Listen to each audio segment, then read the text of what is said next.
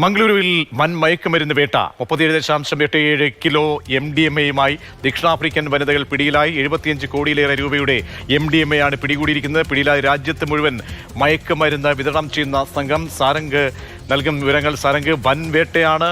ഇത്രയധികം kilo MDMA എന്ന് പറയുമ്പോൾ മറ്റ് സംസ്ഥാനങ്ങളിലേക്ക് ഉൾപ്പെടെ വിതരണത്തിനായി എത്തിച്ച ലഹരി മരുന്ന് ഇതിന്റെ ശൃംഖലയിലെ ഏറ്റവും പ്രധാനപ്പെട്ട കണ്ണികളാണ് ഇപ്പോൾ പിടിയിലായിരിക്കുന്നത്. അവരാരൊക്കെയാണ്?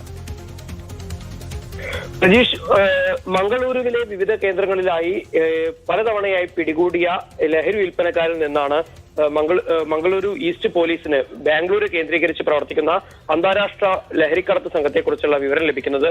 ഇതേ തുടർന്നാണ് മംഗളൂരുവിൽ നിന്നുള്ള പോലീസ് സംഘം ബംഗളൂരുവിലേക്ക് എത്തിയത്. അവിടെ ഇലക്ട്രോണിക് സിറ്റിയിൽ നിന്നാണ് ദക്ഷിണാഫ്രിക്കൻ സ്വദേശികളായ 2 പേരെ പോലീസ് പിടികൂടുന്നത്. അവരിൽ നിന്ന് ബാബ ഫാൻഡ, അബിഗേൽ അഡോണിസ് എന്നീ പേരുകളുള്ള 2 പേരെയാണ് പോലീസ് ഇപ്പോൾ അറസ്റ്റ് ചെയ്തിരിക്കുന്നത്. ഇനി ഈ സംഘത്തിൽ കൂടുതൽ ആളുകൾ ഉണ്ടാവും എന്ന് തന്നെയാണ് പോലീസിന്റെ നിഗമനം. കർണാടക സംസ്ഥാനത്തെ സംബന്ധിച്ച് ഇതുവരെ നടന്നതിൽ വെച്ച് ഏറ്റവും വലിയ ലഹരി വേട്ടയാണ് നടന്നത് എന്ന് തന്നെ പറയേണ്ടി വരും. ഏകദേശം 75 കോടിയോളം വിപണി മൂല്യമുള്ള ലഹരി മരുന്നുകളാണ് പോലീസ് പിടികൂടിയിട്ടുള്ളത്. അതായത് സാരംഗ്, ദക്ഷിണേന്ത്യൻ സംസ്ഥാനങ്ങളിൽ ഒരു കോർഡിനേഷൻ ഉണ്ടായതിനു ശേഷം അത് കേരളം മുൻകൈയെടുത്താണ്.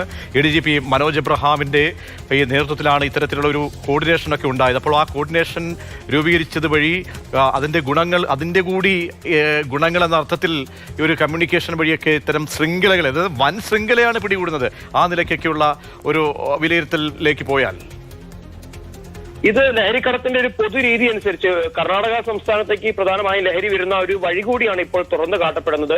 ഡൽഹിയിലേക്ക് എത്തുന്ന ലഹരി മരുന്നുകൾ വിമാനമാർഗേണ ബംഗളൂരുവിലേക്ക് എത്തിക്കും. അത് അവിടെ നിന്ന് മറ്റു നഗരങ്ങളിലേക്ക് എത്തിക്കുന്നതായിരുന്നു ഈ സംഘത്തിന്റെ രീതി. ഇനി അത്തരത്തിലൊരു വഴി കൂടിയാണ് ഈ ലഹരിക്കടത്ത് സംഘത്തിന് മുന്നിൽ അടയുന്നത്. മാത്രമല്ല, ഇനി വിമാനത്താവളങ്ങൾ കേന്ദ്രീകരിച്ചുകൊണ്ടുള്ള പ്രത്യേക പരിശോധനകൾക്കുള്ള സാധ്യത. കാരണം നേരത്തെ തുറമുഖങ്ങളും അതുപോലെ തന്നെ റെയിൽവേ സ്റ്റേഷനുകളും കേന്ദ്രീകരിച്ചുള്ള പരിശോധനകളായിരുന്നു അതാത് സംസ്ഥാനങ്ങളിലെ എക്സൈസ് വകുപ്പും പോലീസും നടത്തിയിരുന്നത്.